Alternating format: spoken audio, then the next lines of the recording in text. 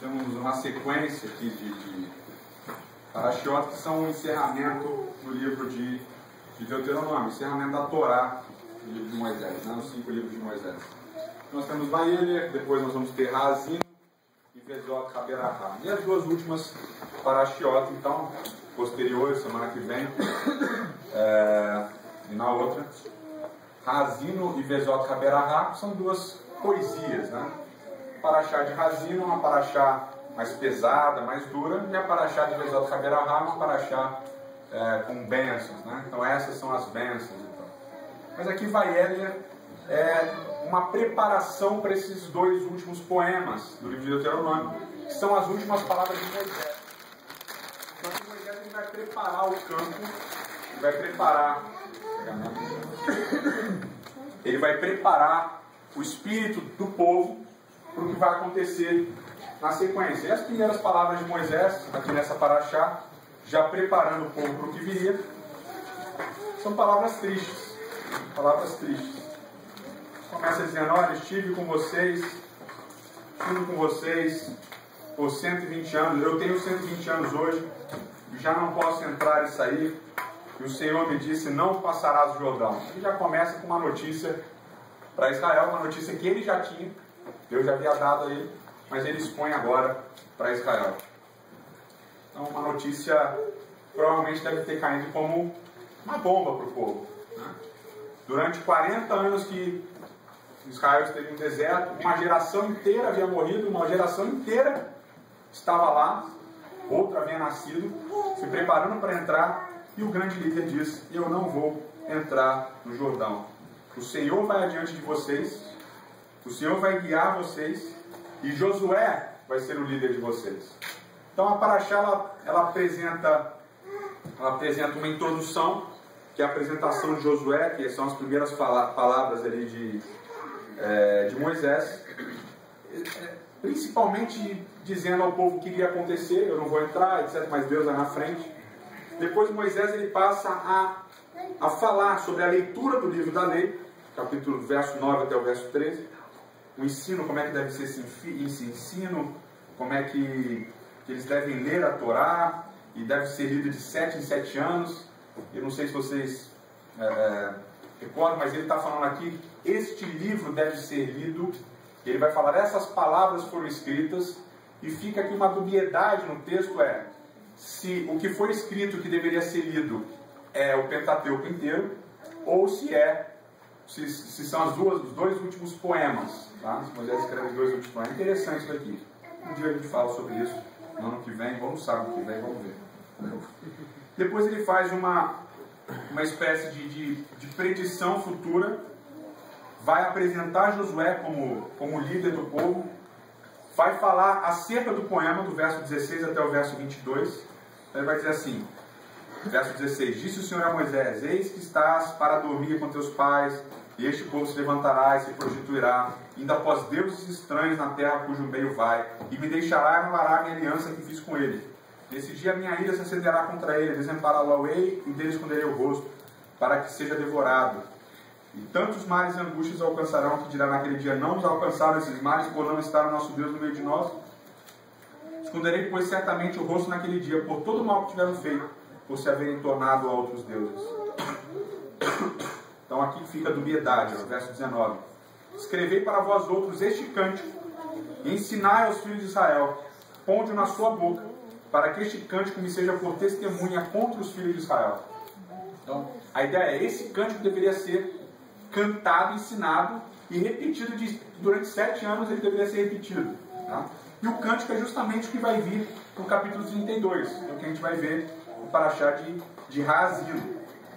Então, quando eu tiver introduzido o verso 20: o meu povo na terra que mana leite e mel, e sobre o qual juramento eu prometi a seus pais, e eles tendo se fartado e engordado, e houverem se tornado a outros deuses, e servido a outros deuses, e me irritado, e anulado minha aliança, e quando tiverem alcançado muitos males e angústias, então este cântico responderá contra ele por testemunho, pois a sua descendência sempre trará na boca, porquanto conheço os desígnios que hoje estão formulando, antes que o introduza na terra sob juramento prometido. Assim Moisés naquele mesmo dia escreveu este cântico e o ensinou aos filhos de Israel. E aqui fica a dubiedade, só explicando mais uma vez, É o cântico do capítulo 32 ou é a Torá inteira que Moisés escreve e deveria ensinar ao povo, eles deveriam ler e cantar a Torá inteira? E por que fica essa dubiedade? Porque o texto deixa isso daí em aberto. Tá? Deixa isso aberto. E a ideia curiosa aqui é que a Torá é considerada como um cântico. A Torá é considerada como uma música, como uma obra de arte, e deveria ser cantada.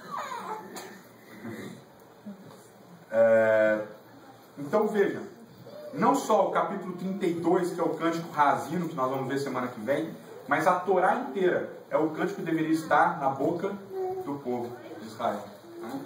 E aqui a gente vê no capítulo 31 de Vaélia a ligação com a nossa Haftará de Oséias. Curioso, porque a Haftará de Oséias é uma Haftará posterior à divisão da Paraxá. A Paraxá, o Pentateuco, dividido em porções, cada porção respectiva a um dos 52 sábados do ano, vocês sabem disso.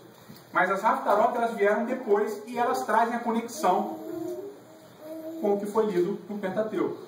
Só que existe um grupo de Haftarot que são especiais. Então nós temos as 7 Haftarot que vão de Tisha B'Av até Rosh Hashanah. Nós temos as Haftarot dos sábados de Pessa, do sábado anterior ao Pessa. E nós temos a Haftarot da Haftará do Shabbat Shuvah, que é o sábado do retorno. E a Haftará é lá Oséias, capítulo 14. Diz: volta, ó Israel, para o Senhor teu Deus, porque pelos teus pecados estás caído. Tende convosco palavra de arrependimento e convertei-nos ao Senhor. Dizei-lhe: perdoa nossa iniquidade, assim que é bom, e em vez de novilhos os sacrifícios nos nossos lábios. E o livro de Oséias, vocês sabem, trata do quê? Qual é a grande diferença do livro de Oséias para os outros livros proféticos? Qual é a grande diferença? Oséias, ele não só profetiza, Oséias, ele vive a profecia. Os outros profetas, geralmente eles vinham, profetizavam e acabavam. A gente tem um caso ali de Ezequiel e tal, mas o caso de Oséias ele prega a mensagem, mas ele vive a mensagem. E Deus fala: Oséias, você vai agora e você vai se casar com uma prostituta. E se casa com ela, Oséias se casa, tem filhos, estão felizes. E o que acontece com a Gômer? A prostituta que ele casa chamava Gômer. O que acontece com ela depois do casamento, etc? Ela volta a se prostituir, a trair e foge. Volta para a vida antiga. E o que Deus diz para Oséias então? Vai atrás dela e toma de novo e se casa com ela de novo e vive com ela de novo dentro do matrimônio. Ora, no texto de Deuteronômio capítulo 31, Deus diz: olha, Israel vai entrar na terra, eles vão comer, vão se fartar, vão engordar e vão se prostituir. E na Haftará nós lemos, o contexto do livro de Oséias é: Israel se prostituiu como Gômer, Oséias. Agora você está entendendo o que eu sinto? Você está passando pelo que eu passei. O meu povo, com quem eu me casei, com quem eu desposei, o meu povo se prostituiu. O meu povo me abandonou e foi atrás de outros homens, de outros deuses. E eu, Oséias, como eu mandei você ir lá e casar de novo, eu estou atrás do meu povo para casar novamente. Que interessante, porque na própria lei de Moisés é dito que a prostituta, aquela que fosse pega traindo, aquela que publicamente fosse condenada por traição, ela deveria ser apedrejada. O caso de Gômer, no livro de Oséias, é um caso que é público. Ela abandona Oséias e ela volta para a vida de prostituição. E Oséias tem que ir atrás dela e resgatá-la da prostituição. Ou seja, o que deveria acontecer com Gômer? Ela deveria ser apedrejada. O que deveria acontecer com Israel? Israel deveria ser exterminado, deveria ser apedrejado, deveria ser morto. Mas Deus diz: Oséias, assim como eu quero que você vá lá e demonstre um amor que é inexplicável. Você casou, você deu uma oportunidade de vida para Gômer, e mesmo assim ela te abandonou. Então assim eu vou fazer com Israel. Eu vou dar uma nova oportunidade. O meu amor vai passar por cima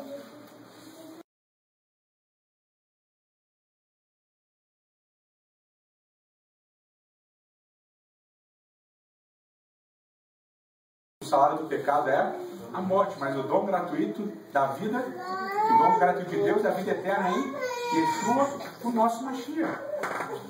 Então merecíamos a morte, mas recebemos a vida. E esse é o contexto exatamente do Shabbat Shuvah. Shabbat Shuvah é o Shabbat do retorno, é o Shabbat da volta. E aqui no texto que nós lemos, José capítulo 14, verso 1 e 2, nós temos uma coisa curiosa, né? Ele começa lá no verso 1 dizendo: volta, ó Israel, para o Senhor, teu Deus. Volta. Shuvah, Israel. Shuvah. E aqui está no singular. Volta tu. Segunda pessoa, aqui no caso masculino, singular. Volta você. Você, Israel, volta. Singular. E ele diz: porque pelos teus pecados estás caído. Tende convosco palavra de arrependimento. E chuvu. Convertei-vos ao Senhor. Shuvá, Israel. Depois, chuvu ao Senhor. Arrependei-vos. Ou voltem. Voltem. Vocês voltem. Então aqui é interessante. Nós temos ao mesmo tempo a ideia de um arrependimento, de um retorno individual. Nós temos ao mesmo tempo a ideia de um retorno, de um arrependimento coletivo. E exatamente o que acontece em Yom Kippur. Em Yom Kippur o povo se reunia como um povo, coletivamente, mas cada adorador deveria confessar e se arrepender dos seus pecados. E quando cada adorador, cada um, se arrependesse, confessasse e se arrependesse dos seus pecados, então coletivamente o povo confessaria e arrependeria dos seus pecados. E aí então seriam justificados. A ideia de Yom Kippur é que as portas da Teshuvah, Sharei Teshuvah, os portais da Teshuvah, eles se encontram abertos pela última vez durante um período, durante um ano. Então, durante todos os dias do ano, nós tivemos a oportunidade de confessar os nossos pecados. Nós tivemos a oportunidade de nos arrepender dos nossos pecados. Nós tivemos a oportunidade de sermos justificados pelo sangue do sacrifício. Mas a ideia de Yom Kippur é: o pecado não é só o dia a dia. O pecado não é só o seu pecado, ou sua ação pecaminosa. O pecado é sua natureza. E é porque o pecado é sua natureza que nós precisamos de um grande dia de expiação. Isso tem exatamente a ver com a nossa natureza, com aquilo que nós somos. Ou seja, Yom Kippur nos lembra que nós não só praticamos o pecado, nós somos pecadores. A realidade do Yom Kippur é essa. E é por isso que eu separei a porção de Lucas, capítulo 18. A parábola do fariseu e do publicano. É uma parábola que a gente lê muitas vezes, mas muitas vezes a gente não tem o insight que ela dá pra gente. Quando a gente abre lá em Lucas, capítulo 18, vamos ler só, rapidamente, entender algumas coisinhas aqui. Aí diz assim, verso 10, né? Lucas 18, a partir do verso 10. O verso 9 é muito elucidativo do porquê Yeshua conta essa parábola. Mas mesmo assim a gente não entende a parábola. Então ele propõe a parábola por causa daqueles que confiavam em si mesmos. 2 homens subiram ao templo com o propósito de orar. O fariseu e um publicano. Coletava impostos. O fariseu, posto em pé, orava de si mesmo desta forma: ó Deus, graças te dou porque não sou como os demais homens, roubadores, injustos e adúlteros, nem ainda como o publicano. Olha só. Há algum demérito nas palavras do fariseu?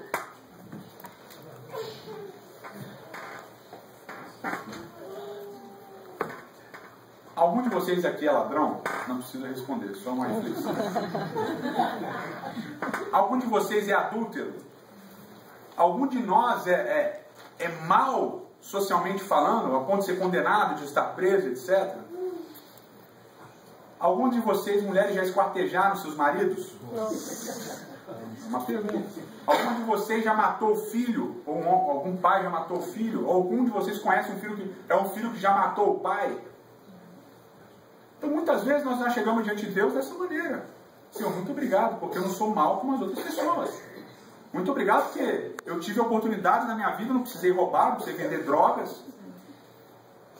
Aquele indivíduo que vai lá no ônibus, né? Eu podia estar roubando, eu podia estar matando, eu estou aqui. Muito obrigado porque eu não sou assim, que eu não preciso dessas coisas. Então as palavras do fariseu, em certo sentido, elas não são ruins. Não são ruins. Ele está agradecendo por coisas que ele não é. Jejuo 2 vezes por semana e dou o dízimo de tudo quanto ganho. Senhor, olha, eu vou na igreja. Estou sempre lá na Beto Neném, estou sempre nas outras igrejas. Culto de domingo, de quarto, dou meu dízimo. Dou oferta maior do que deveria dar. Faço um monte de coisa boa. Jejum de Yom Kippur, jejum de Shabeab. Faço as festas, faço os sábados. Faço tudo direitinho, Senhor. O que está acontecendo comigo? Vou fazer aqui um parênteses, né? Quando algumas coisas começam a dar errado na vida, na nossa vida, a primeira coisa que a gente pensa: tenho orado pouco, tenho lido pouco a Bíblia. A gente começa a achar que as coisas estão dando errado porque a nossa vida espiritual está mal. Então nós relacionamos a vida espiritual boa com a ausência de problemas. Então a nossa mentalidade é a mentalidade do fariseu. E como é que a gente percebe isso? Senhor, eu faço tudo isso. Muito obrigado que eu não sou como esse fariseu, ou esse publicano. O publicano, estando em pé, não ousava nem ainda levantar os olhos ao céu, mas batia no peito, dizendo: ó Deus, sê propício a mim, pecador. Quando a gente lê essa parábola, quando a gente escuta essa parábola do fariseu orando: Senhor, muito obrigado que eu não sou isso, nem como esse pobre publicano aqui.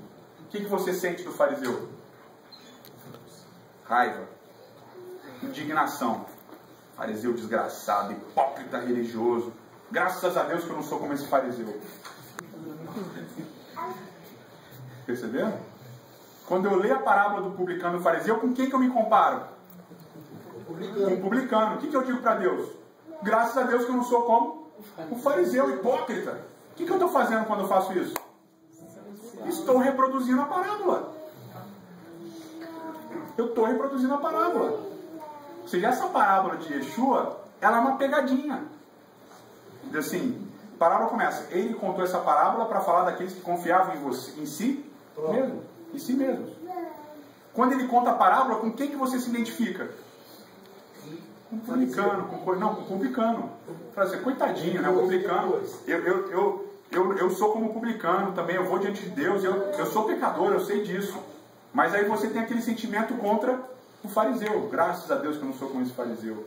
Esse pessoal hipócrita que vai na igreja, eu não sou que nem eles e tal. E aí você reproduz a parábola da maneira essa. O Yom Kippur é exatamente um lembrete disso. E quando nós já chegamos a Deus, nós devemos lembrar da nossa natureza. Natureza pecaminosa. Não há nada bom em nós. Nós somos pecadores. Em que sentido isso? Eu gosto de exagerar, porque quando a gente exagera, a gente consegue entender as coisas. Você é tão mal quanto a Matsunaga. Fiz com a do marido. Você é tão mal quanto aquele indivíduo que guardava os corpos de pessoas que ele matava e comia depois. Você é mal assim. E da mesma maneira que Deus ama a Matsunaga, o indivíduo que guardava os corpos na geladeira, ele ama você. O amor dele é igual para os dois tipos, entre aspas, de pessoas. Porque na verdade não existem esses dois tipos de pessoas. Existe apenas um tipo de pessoa. E para esse um tipo de pessoa, diz o livro de Oséias, que são aqueles que me traíram, diz o Senhor. Para esse um tipo de pessoa, vocês que me traíram, existe apenas um tipo de ação minha: amor. Amor inexplicável. Eu vou me voltar para vocês. E com isso eu espero que você se volte. Yom Kippur é um lembrete desse movimento. É um arrependimento através da confissão dos nossos pecados, para recebermos uma justiça que nós não merecemos. Paulo, no livro de Romanos, ele estabelece um paralelo que eu acho fantástico. Ele diz assim: por um só homem entrou o pecado. E quando ele diz isso, o que ele está querendo dizer com isso? O pecado, ele é injusto. Eu não tenho culpa de Adão ter caído na conversa de Eva e de Eva ter caído na conversa da serpente. Eu não fiz nada, isso é injusto. Mas da mesma maneira como o pecado entrou injustamente no mundo, ele diz: por um só homem também veio a salvação. Ou seja, como o pecado é injusto, ele nos afeta de maneiras que nós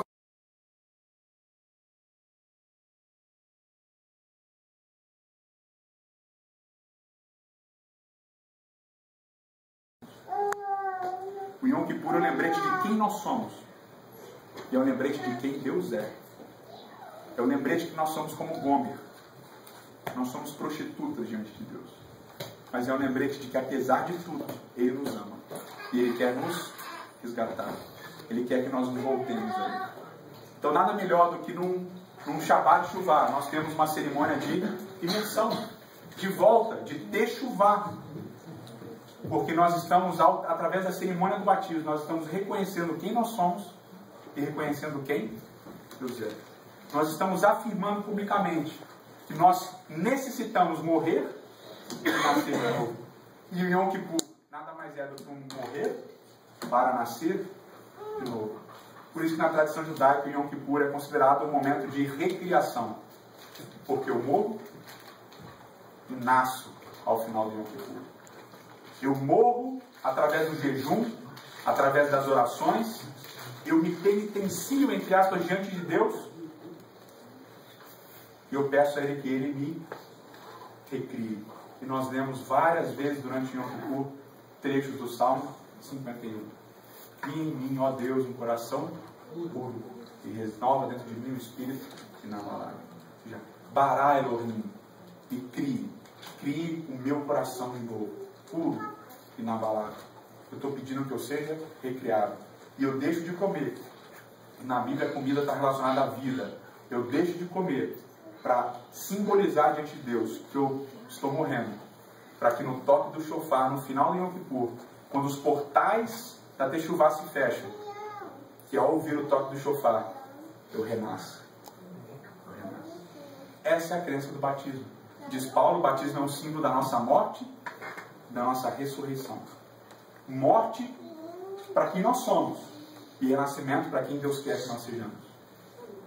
Justos, puros e irrepreensíveis. Não pelos nossos méritos, pelos méritos do Cordeiro de Deus que tira o pecado.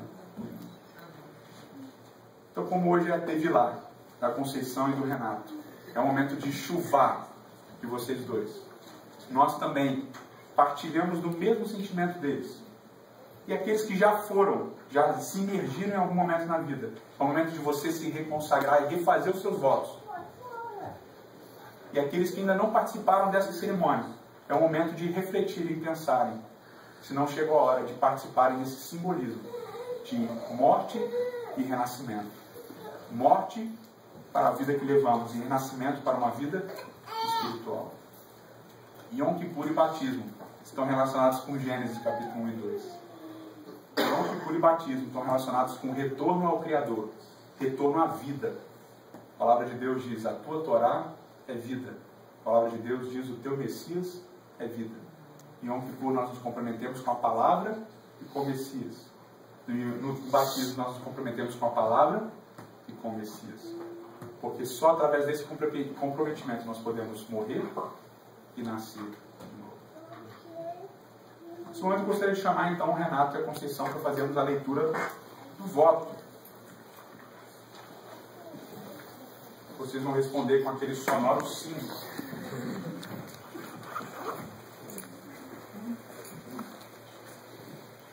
Renato e Conceição, vocês creem no Shema Israel, Adonai Eloheinu, Adonai Echad, ou seja, ouve ao Israel, Senhor nosso Deus, o Senhor é um, e que esse único Deus, o Pai, o Filho e o Espírito, eles se manifestam nessas três formas, o Pai, o Filho e o Espírito Santo? Sim.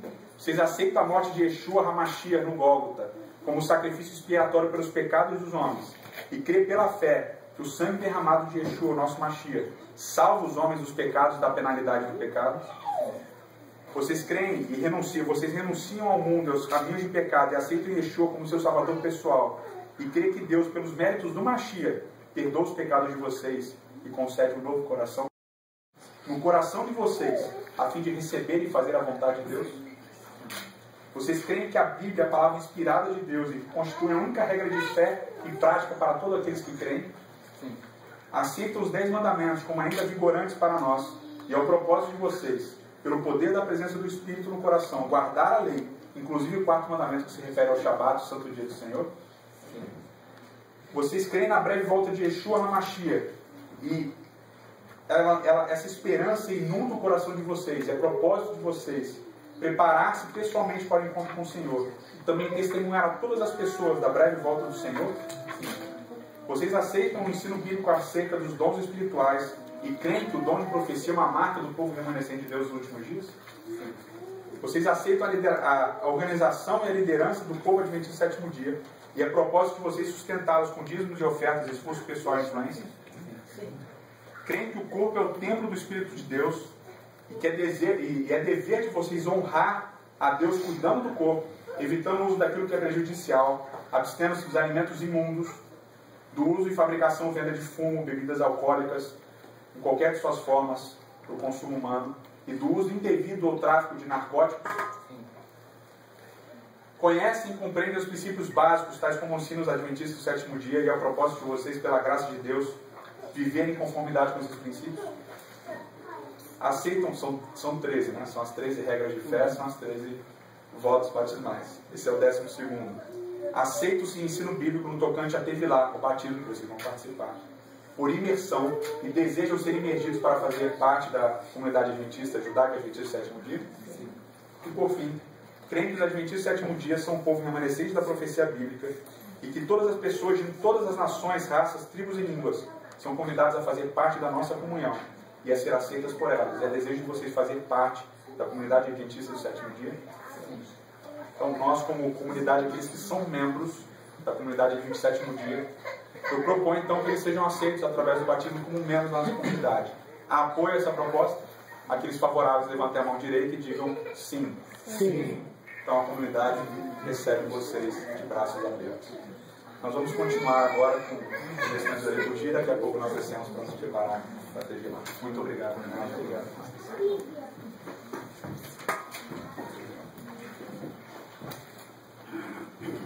Queridos, eu gostaria de terminar apenas enfatizando um aspecto importante do Yom Kippur. Você vai ver as últimas palavras agora.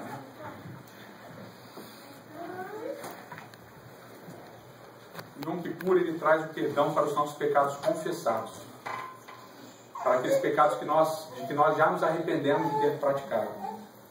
Mas o Yom Kippur não traz perdão para os pecados que nós não tivemos a nossa vida mudada. Vou exemplificar, ou vou explicar melhor. Você confessa o seu pecado e você se arrepende. Você ora a Deus, mas você não muda a sua atitude. Para esse tipo de pecado é necessária nova confissão e arrependimento genuíno, ou seja, mudança de comportamento. Se esse pecado se refere a Deus, ok, há tempo. Até o Yom Kippur começa terça-feira, há tempo de sobra. Mas o Yom Kippur não traz perdão para o pecado contra o seu próximo. Mesmo que você tenha confessado, se arrependido, mas não tenha buscado reparação com o seu próximo. Isso é muito sério. Isso que eu gostaria de terminar com essas palavras. Para fazer isso, para pedir perdão para Deus pelos nossos pecados é fácil. Você faz na sua oração de silêncio, ninguém escuta aquilo que você fez ou deixou de fazer. Agora, pedir perdão para o próximo por aquilo que você fez, quer ele saiba ou não, contra ele, é necessário uma dose grande de humildade e de humilhação. Então, esse tipo de perdão, o Yom Kippur ele não dá, se você não for buscar em humildade e humilhação a restauração do relacionamento com o próximo. Se você tem algum problema com seu pai, com a sua mãe, com a sua esposa, com seus filhos, com pessoas da comunidade, com pessoas fora da comunidade, então, antes de você buscar essas pessoas e restaurar o relacionamento, pedindo perdão e se humilhando diante delas. Isso é sério porque nós oramos na vida do Shabbat Shamayim, perdoa as nossas dívidas assim como nós perdoamos aos nossos devedores. E no Yom Kippur nós pedimos o perdão de Deus. E nós vamos receber, desde que nós tenhamos também perdoado. Deus nos ajude a lembrarmos da palavra dele. Nos comprometemos com ele, na morte em que nós estamos, para a vida que ele nos propõe. Que ele possa criar em nós um coração puro e um espírito inabalável. Que nós possamos buscá-lo de todo o nosso coração É o meu desejo, a minha oração.